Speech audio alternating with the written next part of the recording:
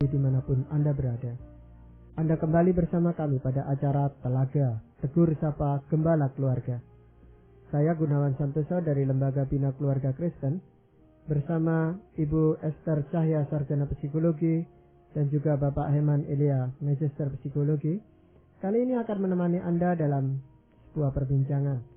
Perlu Anda ketahui bahwa mereka berdua adalah para pakar di dalam bidang konseling keluarga dan saat ini juga menjadi dosen di Seminari Alkitab Asia Tenggara, Malang. Pada kesempatan yang baik kali ini kami akan berbincang-bincang tentang post-power syndrome. Istilah ini tentu sudah cukup akrab bagi Anda sekalian, namun pembicaraan atau perbincangan kami kali ini pasti sangat menarik dan bermanfaat. Maka dari studio kami mengucapkan selamat mengikuti. Pak Eman, memang para pendengar kita tentu akrab dengan istilah post-power syndrome, tetapi sebenarnya apa sih yang dimaksud dengan post-power syndrome itu? Sindrom itu merupakan kumpulan gejala. Jadi arti sindrom itu adalah kumpulan gejala. Power itu kita tahu kekuasaan. Jadi kalau diterjemahkan adalah kira-kira sindrom pasca kekuasaan. Jadi gejala ini umumnya terjadi pada orang-orang yang tadinya mempunyai kekuasaan atau menjabat suatu jabatan, ketika tidak menjabat lagi, seketika itu terlihat gejala-gejala kejiwaan atau emosi yang kurang stabil, yang biasanya bersifat negatif. Nah, itu yang diartikan post-power syndrome. Berkaitan dengan kekuasaan, Mbak, apakah semua orang akan mengalami ini? Post-power syndrome ini? Saya lihat tidak semua orang yang mengalami ini.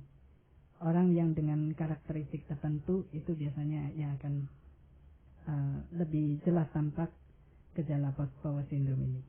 Dan jenis kekuasaan itu kira-kira ada yang spesifik nggak, Pak Heman? Atau memang misalnya jabatan pernah menjadi ketua kelas gitu, atau hal-hal yang tampaknya kecil-kecil seperti itu, apakah juga memungkinkan untuk membuat orang mengalami sindrom ini gitu?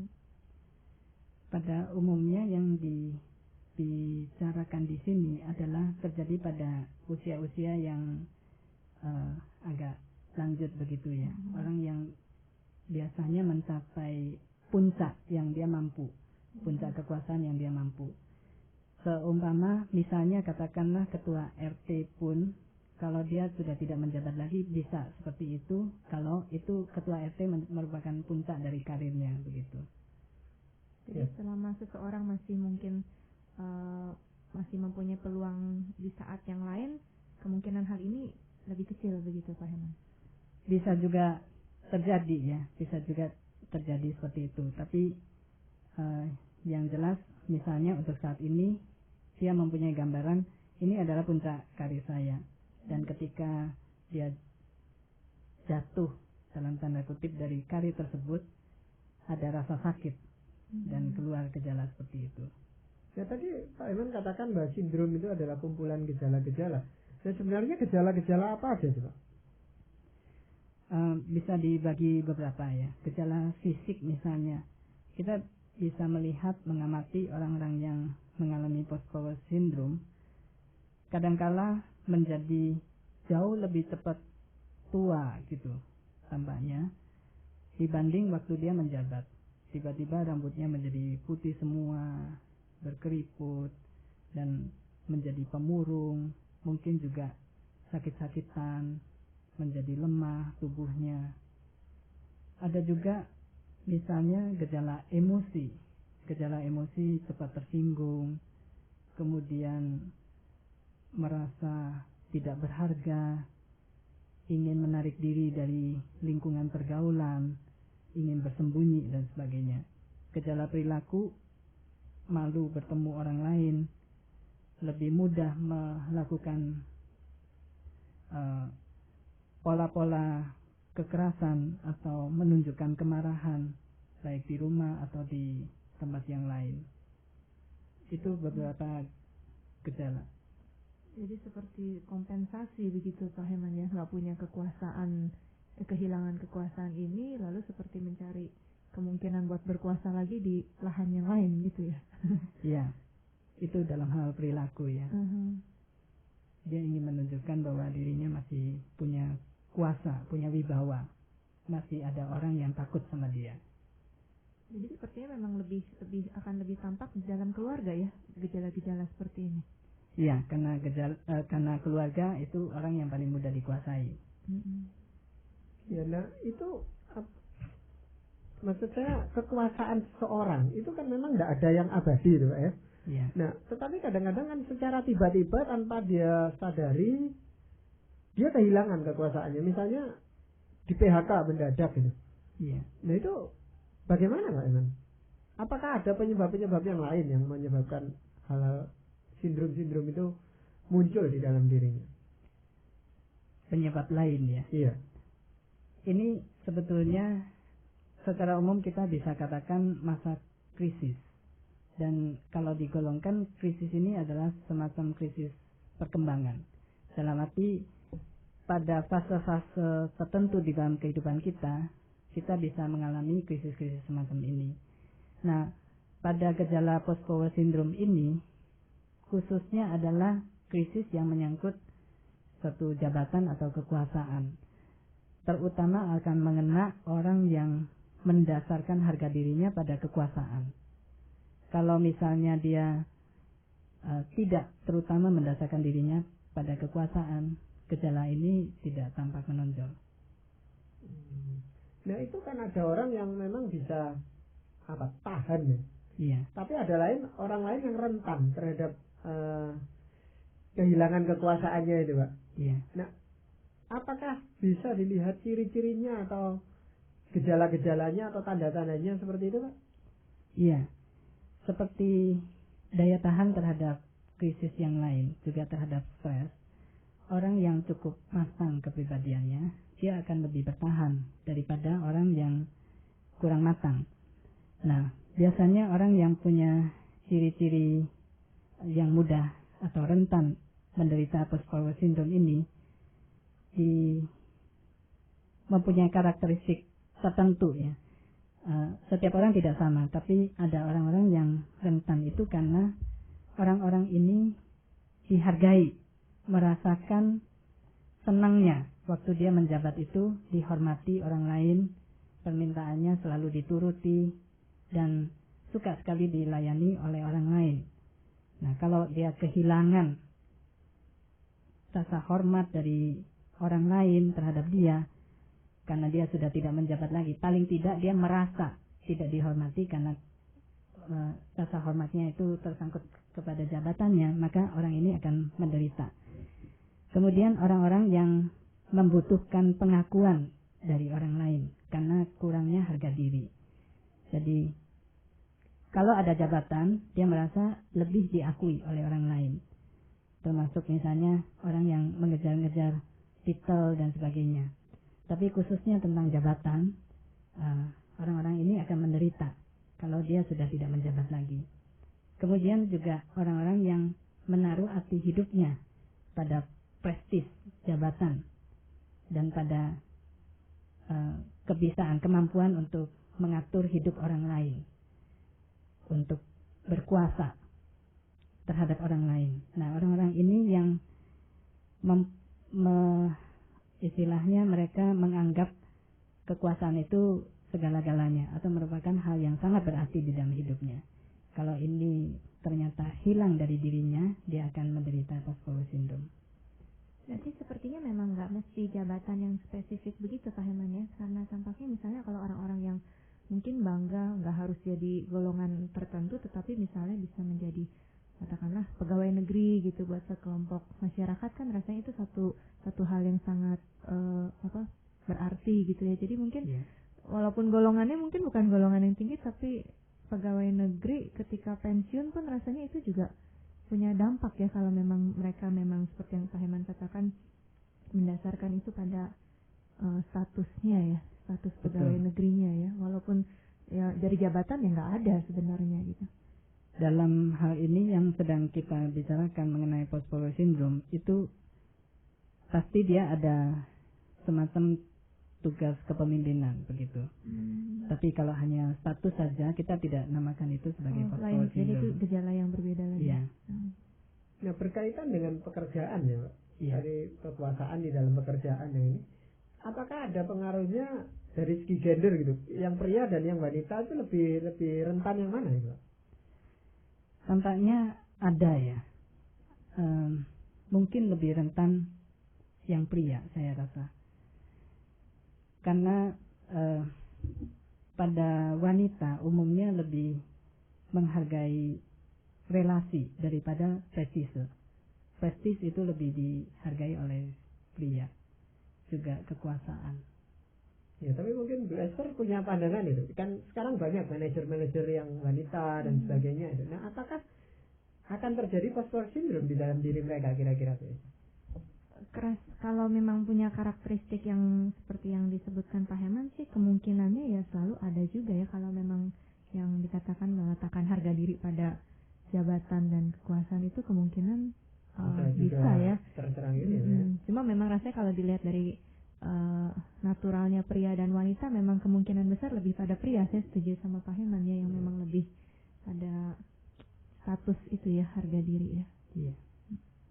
Dan mungkin yang wanita memang lebih tahan terhadap hal-hal yang seperti itu kan. Dia bisa berlindung juga di bawah atau di samping suaminya itu, Pak ya. Atau juga di rumah, di bawah pria-pria yang lain. Oh gitu bisa juga ya. Itu tentunya yang tidak diharapkan.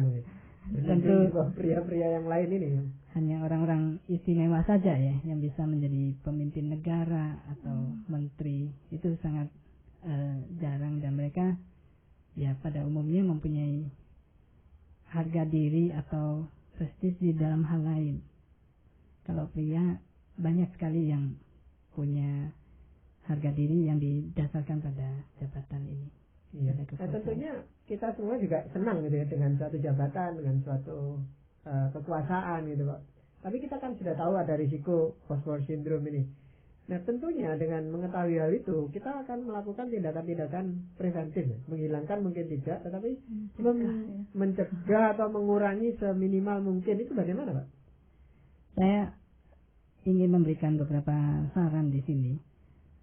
Yang pertama yaitu pada saat kita melakukan sesuatu atau menjabat, ataupun sebelum kita menjabat apa-apa, kita perlu belajar menyadari bahwa segala sesuatu itu adalah dari Allah, karunia dari Allah, termasuk kekuasaan, termasuk jabatan-jabatan apapun, setinggi apapun, itu adalah karunia dari Allah.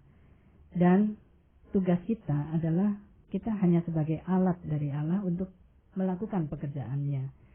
Jadi kita tidak boleh mengangkangi kuasa yang telah Allah berikan untuk menjadi sesuatu milik dari kita yang kita harus pertahankan mati-matian. Bukan seperti itu. Tetapi terutama kita sedang melakukan pekerjaan yang Allah percayakan kepada kita melalui kuasa yang dikaruniakannya kepada kita.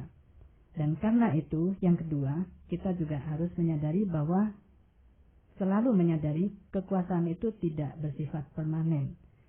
Dan kita harus menyiapkan diri untuk suatu ketika kuasa itu lepas dari diri kita.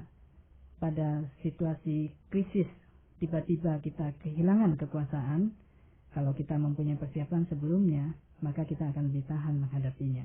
Tapi itu justru yang susah ya Pak Herman ya? Ya, itu yang susah. Kadang-kadang kan orang begitu punya kuasa, sudah enggan berpikir tentang nantinya bagaimana ya. Pada saat saya punya kuasa, justru bagaimana saya manfaatkan seoptimal mungkin gitu sepertinya. Iya, memang itulah manusia ya yang mempunyai sifat-sifat kedagingan seperti itu.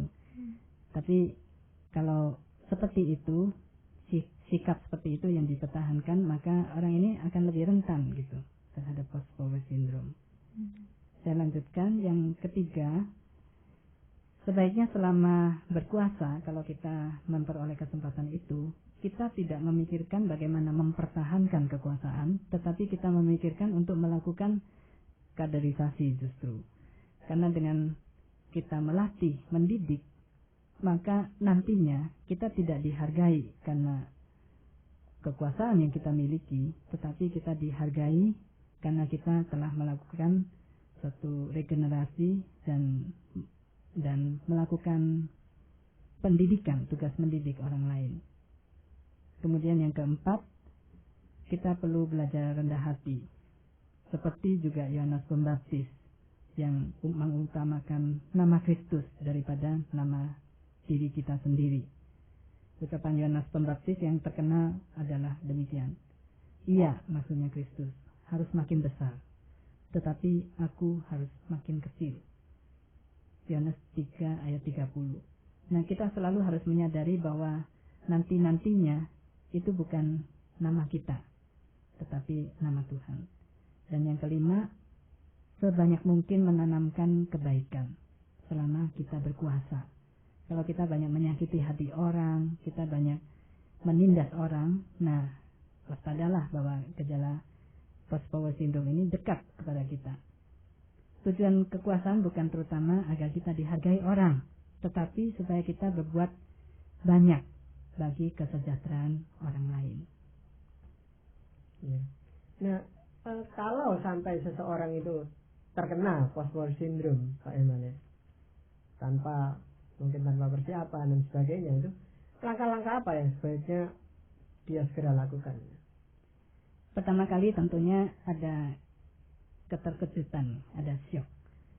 Tetapi diharapkan bahwa kita menerima kenyataan ini dengan rendah hati, bahwa kita sekarang sudah tidak berkuasa lagi. Kita harus belajar menerima kenyataan ini. Kalau kita tetap bersikukuh tidak menghadapi kenyataan ini, maka kita akan terus berada di dalam keadaan yang menderita. Jadi kita harus menerima dan kemudian mengakui bahwa yang sekarang ini bukan kita lagi, tetapi ada orang lain yang berkuasa, yang menggantikan kita. Kita sudah tidak boleh menuntut orang lain untuk menaati instruksi kita. Kemudian hal yang lain lagi adalah kita perlu mencari kegiatan lain yang mempunyai arti bagi kita, yang masih bisa kita lakukan untuk mengisi hidup kita, supaya kita tidak terus meratapi kehilangan kita, ya, tetapi kita mencari satu pengganti.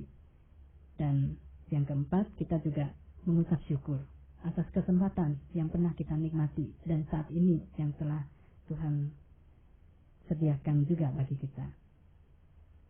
Masalahnya kalau misalnya mungkin di antara pendengar ini merupakan keluarga yang di dalam anggota keluarganya punya masalah ini gitu, Pak Herman, misalnya suami ataupun orang tua, ya. Jadi yang seperti Pak Herman singgung tadi, mulai menunjukkan kekuasaan di rumah seperti itu, yang ingin berkuasa kepada anggota keluarganya.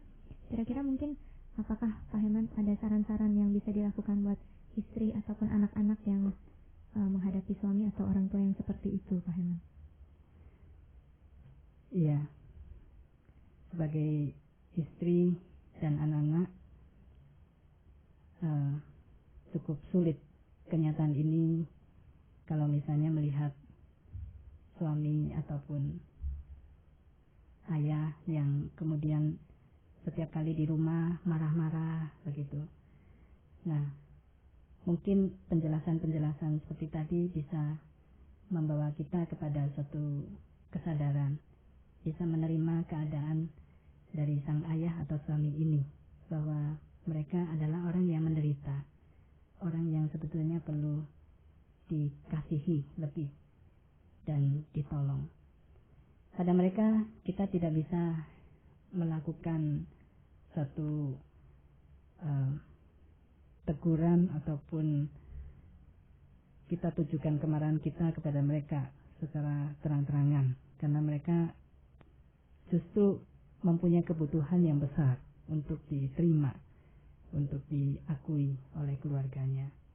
Yang bisa kita lakukan selain kita berdoa bagi mereka, juga bagi ayah kita, bagi suami kita, juga kita bisa mengkonfirmasi, mengatakan kadang-kadang secara langsung kepada orang yang kita kasihi, Papa, saya mengasihi kamu, saya mengasihi Papa. Tapi akhir-akhir ini saya melihat Papa sering marah-marah setelah Papa tidak menjabat lagi. Tapi kami tetap mengasihi Papa, walaupun Papa sekarang sudah tidak menjabat lagi. Engkau masih Papa kami. Nah, mungkin seperti bahasa-bahasa yang mengasihi, yang menghargai seperti itu akan menolong orang-orang yang menderita post-power syndrome ini. Jadi memang penerimaan dari keluarga itu juga penting sekali artinya buat orang-orang yang bersangkutan ini, Pak Herman, ya? Betul, itu adalah semacam dukungan sosial kepada orang yang menderita post-power syndrome supaya dia masih merasa berarti bagi keluarganya. Namun sebaliknya kalau ternyata kan contohnya misalnya seperti kekuasaan itu kan kita nggak pernah tahu kapan berhentinya ya. Misalnya kalau yang ada batas waktunya terus turun, rasanya masih ada waktu mempersiapkan diri. Tapi kan kadang-kadang yang jadi masalah putus tengah jalan itu ya, misalnya PHK ataupun goncangan pada perusahaan atau masalah-masalah yang tidak terduga, yang di sisi lain memang tetap membutuhkan pekerjaan lagi, membutuhkan mata pencaharian untuk tetap menghidupi keluarga. Rasanya gimana nih kalau di satu sisi mesti menghadapi post-power syndrome, sisi lain tetap harus hidup lagi ya, harus hidup menjalani memenuhi kebutuhan keluarga ini. Mungkin Pak Herman bisa ini juga ada hal-hal yang sebaiknya bisa dilakukan oleh orang-orang yang dalam keadaan seperti ini, Pak Herman. Kalau Anda menderita post-power syndrome dan itu misalnya karena kehilangan kekuasaan yang tiba-tiba, maka perlu ada satu jangka waktu untuk menyesuaikan diri dengan keadaan yang baru. Kadang-kadang perasaan sedih, perasaan kehilangan itu begitu mendalam. Tapi percayalah kepada pertolongan Tuhan. Jadi mungkin ada suatu masa kita harus mengalami hal yang seperti itu dan kita seolah-olah tidak berpengharapan. Tetapi saudara harus bangkit dari keadaan seperti itu. Jadi saudara harus menguatkan diri untuk mencoba berusaha kembali mencari pekerjaan dan seterusnya. Memang ini tidak mudah. Banyak orang merasa bahwa pekerjaan itu kalau sudah tidak ada berarti kehilangan segala-galanya. Tapi bukan seperti itu. Ya, ada kesulitan yang lain memang Mbak Eman. Kalau tadinya dia menjadi pimpinan di tempat kerjanya gitu, lalu dia harus pindah ke tempat yang lain, ke pekerjaan yang lain, mendapat tawaran di sana, tapi tidak sebagai pimpinan. Ya, dia tetap biasanya itu menolak atau kurang berminat dengan hal yang seperti itu. Iya,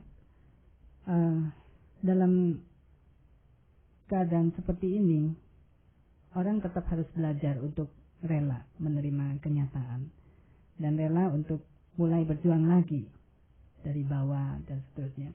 Kalau orang tidak rela untuk menerima hal-hal semacam ini, orang itu akan menderita terus karena cukup sulit ya untuk mendapatkan pekerjaan yang lebih rendah tingkatannya. Kita biasanya lebih enak kalau misalnya kita pindah lalu kita mendapatkan sesuatu yang lebih. Tapi untuk penyesuaian dan untuk prioritas, jadi misalnya mau tidak mau kita kan harus hidup, harus menghidupi keluarga misalnya. Nah, sementara lah kita mengalah sedikit, kita terima keadaan itu dan kita mengucap syukur untuk hal itu akan membantu. Iya. Tapi tentunya yang terpenting bagi para pendengar kita dan bagi kita sekalian tentu adalah apa yang firman Tuhan mau katakan dalam hal ini. Saya akan kutip dari Matius pasal 20 ayat 25 sampai 28. Ini perkataan Yesus. Tetapi Yesus memanggil mereka lalu berkata, "Kamu tahu bahwa pemerintah-pemerintah bangsa-bangsa memerintah rakyatnya dengan tangan besi, dan pembesar-pembesar menjalankan kuasanya dengan keras atas mereka.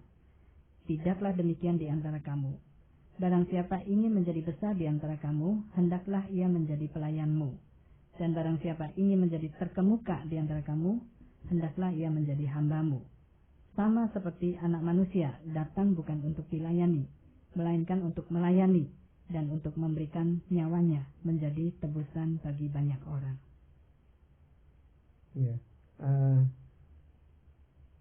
bagian ini tentu cukup dikenal, cukup sering dibaca oleh kita sekalian.